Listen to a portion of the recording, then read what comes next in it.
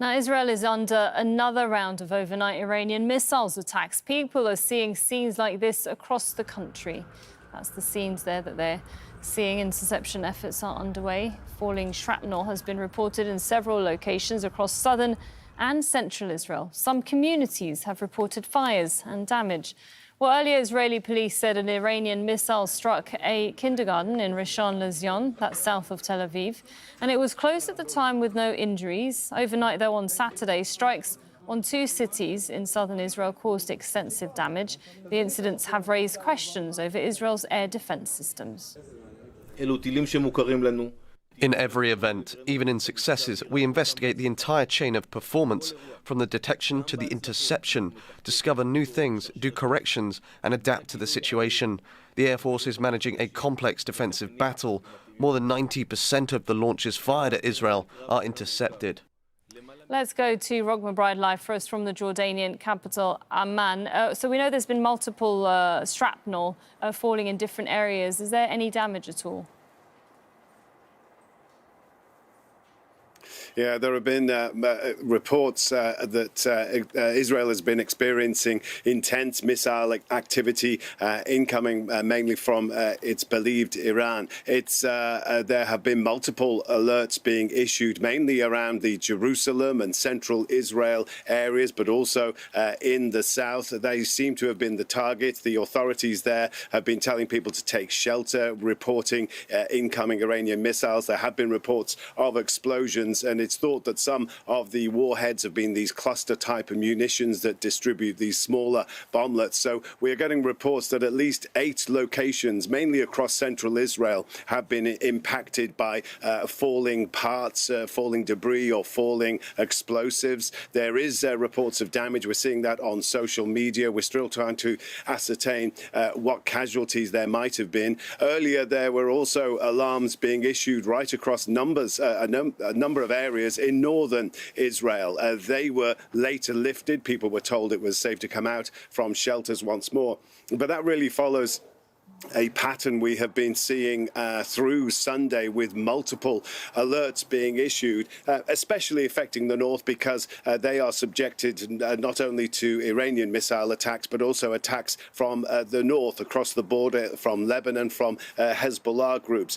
So we had one 6-hour period on Sunday where there were 23 different alerts, and it does all add to this general sense of exhaustion amongst ordinary Israelis, who many of them have safe rooms in their homes, or they have access to shelters, are constantly having to go and take shelter. And there is a sense that the government had said right at the start of this conflict that as soon as possible they would start to drop some of these emergency measures and give a return to a sense of normalcy. But with this latest intensive exchanges, we are seeing that, for example, some of the school restrictions remain in place. Many schools are still closed. The restrictions on the numbers of people who can gather, that's also remains in place. And now we're hearing from the authorities that they are actually increasing the restrictions on the numbers of flights coming in and out of Ben Gurion International Airport and the numbers of passengers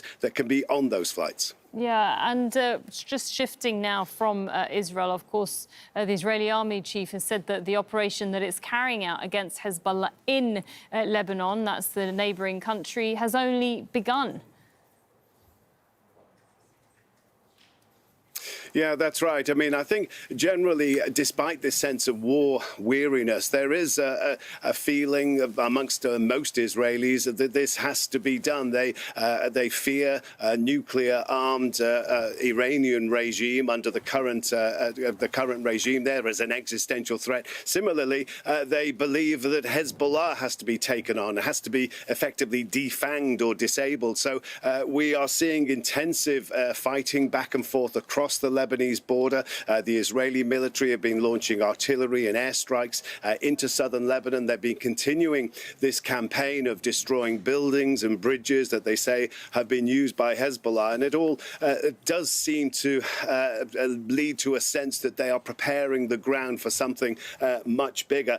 In response, Hezbollah has been targeting Israeli soldiers inside Lebanon and also in northern Israel. And the Israeli military is confirmed that during Sunday, 7 soldiers have been hurt, some of them wounded by a drone. But the Israeli military have confirmed that their offensive into Lebanon will continue, in spite of whatever happens with Iran in their combined efforts, where their allies, the United States, against the Iranian regime. It does seem they have a separate agenda that they will still committed to following through, with many Israeli senior military officials going on Israeli media, I think, preparing the Israeli public for a long, hard conflict ahead as they continue their fight with Hezbollah in southern Lebanon. Yeah, definitely. It looks like it might be a bit more long-term. Thanks very much, Rog McBride there in Amman.